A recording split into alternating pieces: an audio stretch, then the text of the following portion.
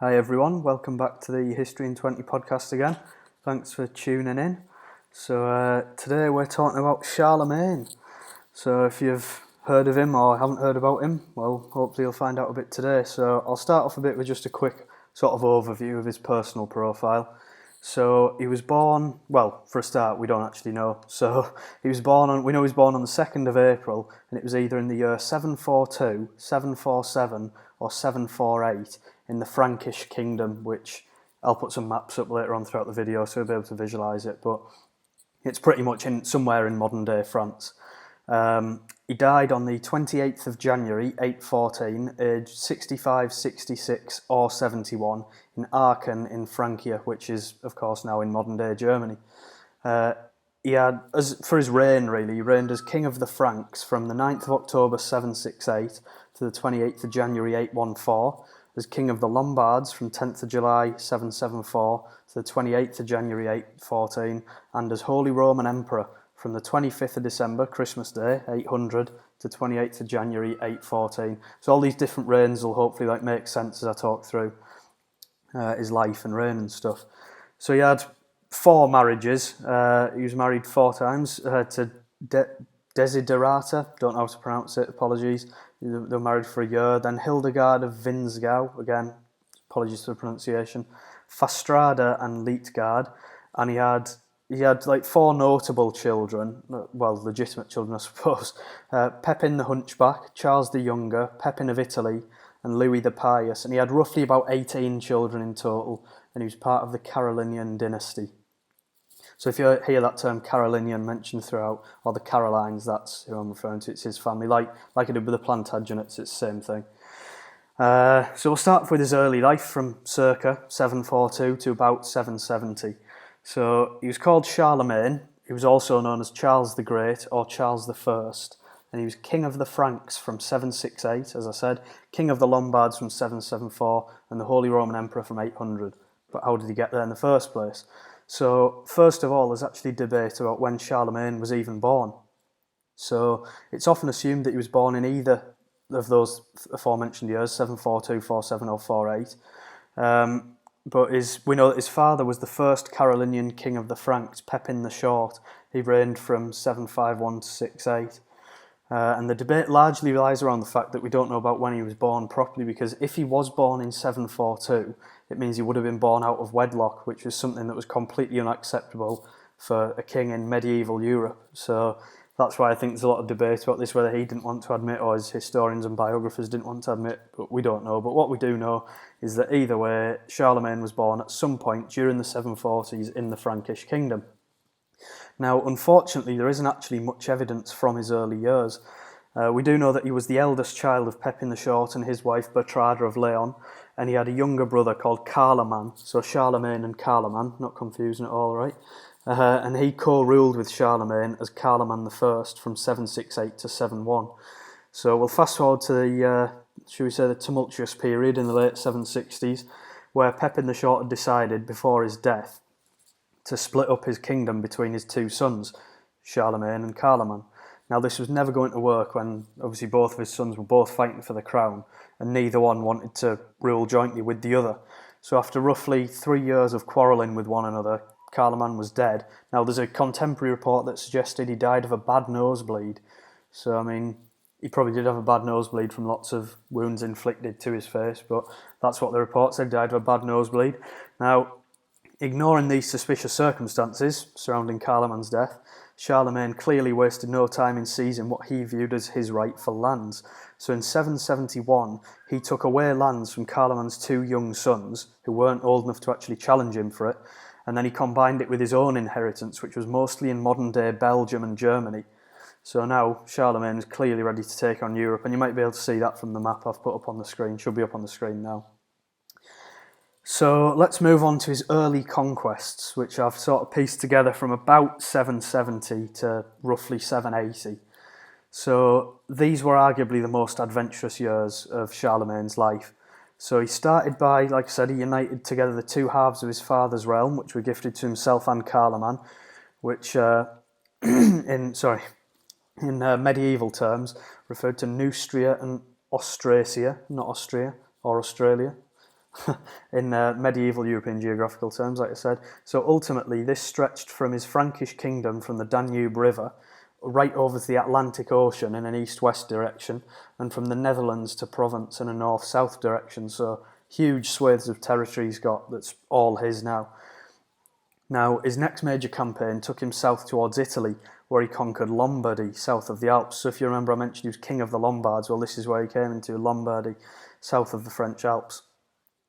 So from winter 773 to summer 774, he managed to consolidate a hold over this kingdom. He was crowned king of the Lombards on 10th of July 774. So upon seeing how easy he'd made this mission, contemporary chroniclers actually reported that other Germanic tribes beyond the Elbe River in Central Europe paid homage to Charlemagne just to avoid his conquest because of how successful and brutal he was, although many of them still remained pagan because Charlemagne was a staunch Catholic. So, in the following year, in 775, Charlemagne begun the long conquest of Saxony, which was arguably his hardest conquest, and he eventually succeeded in converting the Saxons to Catholicism, but it did take him until 804 to fully subdue them. So almost 30 years. Now, the next section I decided to talk about is, I wanted to give a bit of a cultural insight into his life in case anyone's interested in that, because I know sometimes it's always battles and fighting and stuff, and that's not everyone's cup of tea, so I thought I'll have a look into the cultural aspect of him. Hopefully some people will find that interesting. So I've sort of divided this next section, I've decided to call it The Father of Europe and Courtly Life, so circa 770 to about 800 AD. Now, amongst all of the fighting, which he almost constantly did throughout his reign, Charlemagne's court was sophisticated. So, for instance, it was actually in this court that the ancient term of Europe was revived. Now, the Carolingians needed a term to describe the section of the known world which they dominated, and more importantly, they needed a term which distinguished themselves from the pagan lands of Central and Eastern Europe. It distinguished themselves from Byzantium and from Christendom as a whole. Now, the historian Norman Davies argues that this first Europe, therefore, was an ephemeral Western concept which lasted no longer than Charlemagne himself. But even so, this plays a large part into why Charlemagne is often referred to as the father of Europe, because not only has he actually brought all of his kingdoms together, but he's actually decided to coin this term as Europe. Now, in addition to this, Charlemagne was an enthusiastic builder. So he built palaces all across his realm, including Nijmegen, Engelheim and Aachen. Now, he also built bridges over the Rhine at Mainz and linked together the tributaries of the Rhine and the Danube with a canal that was known as the Kaisergarb.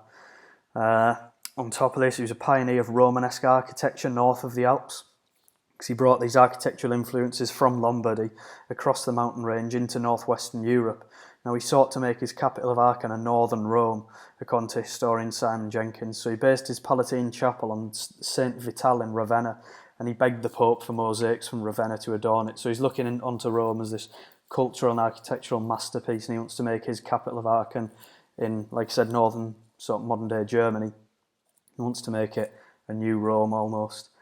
What else do we have about him, or do we know about him? Well, he was a patron of education and learning, but despite this, he himself was actually illiterate, which is quite surprising. Someone who's such a sort of patron of education, that he's actually illiterate. But one of his most famous scholars was an English monk, Alcuin of York, who was around from 735 to 804.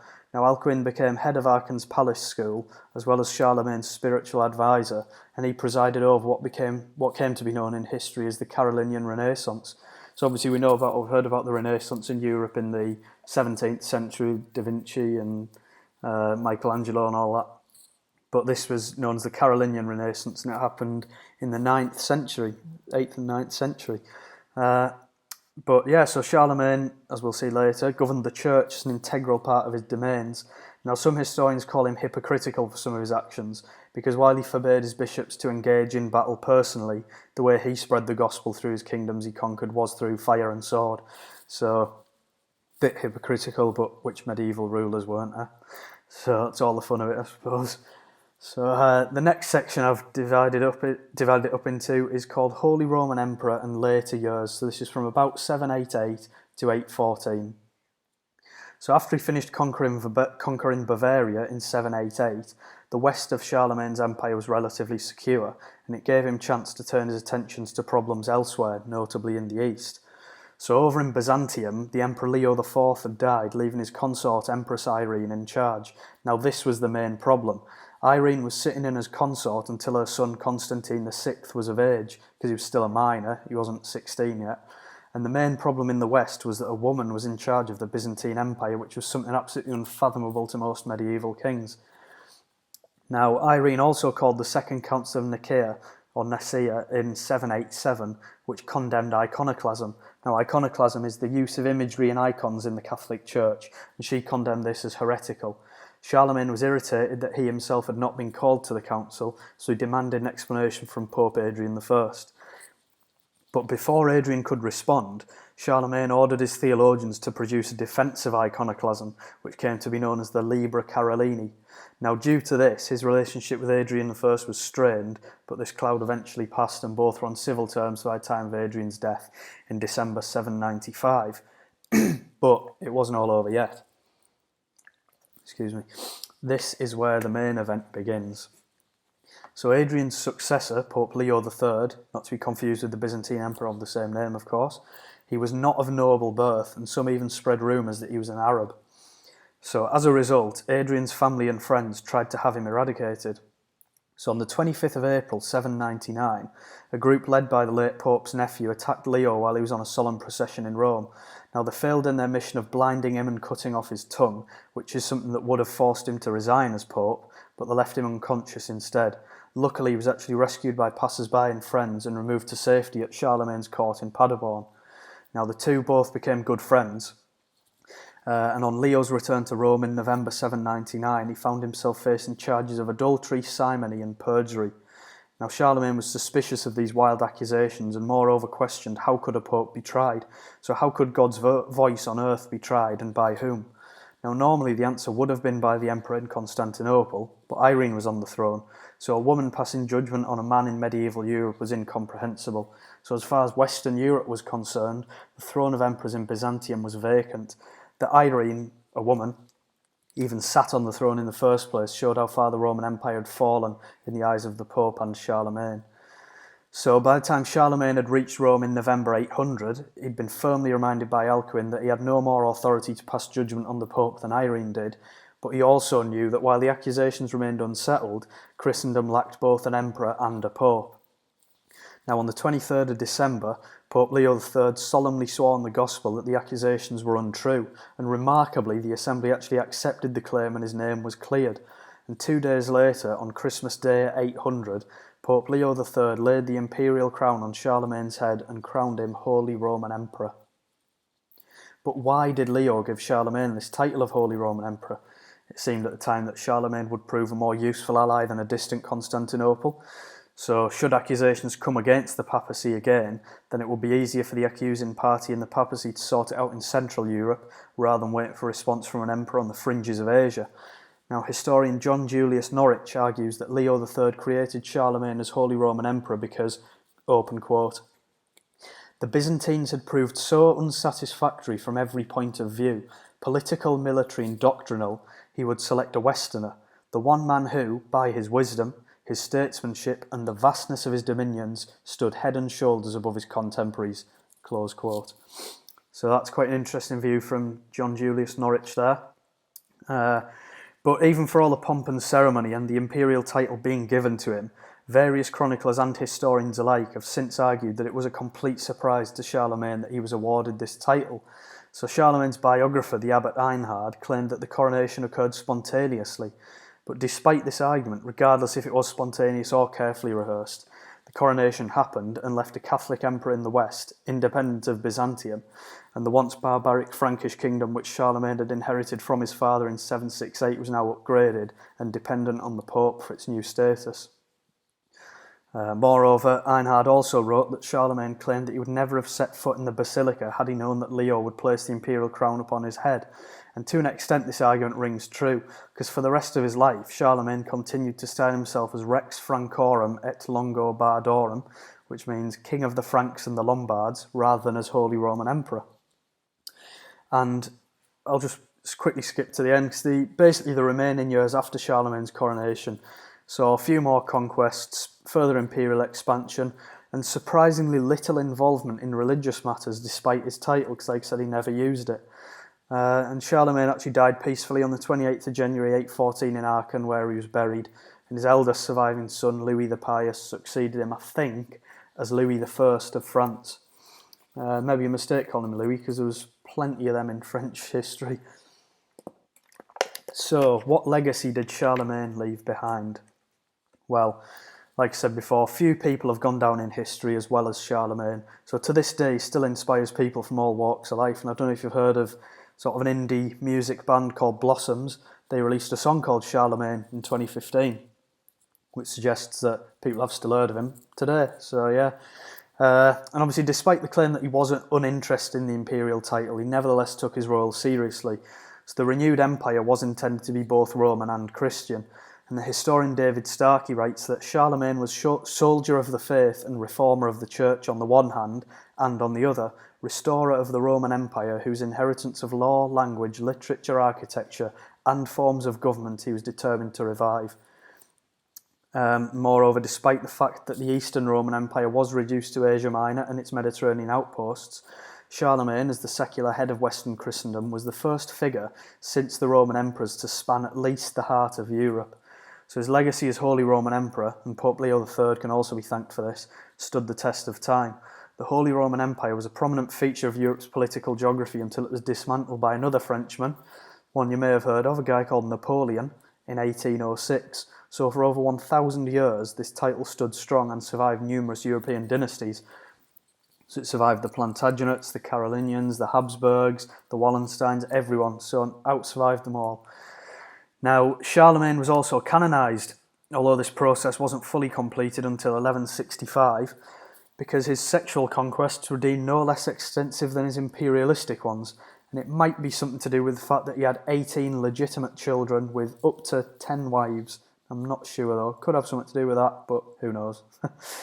So to sum up his legacy in simple terms, I'll read a quote from his epitaph on his tomb at Aachen, which is sadly lost now, and it read, "Beneath this tomb lies the body of Charles, great and orthodox emperor, who nobly increased the kingdom of the Franks and reigned prosperously for 47 years. And I think that sums him up pretty nicely. So thus ends the story of the father of Europe himself, Charlemagne. So thanks for listening, and I'll catch you next time.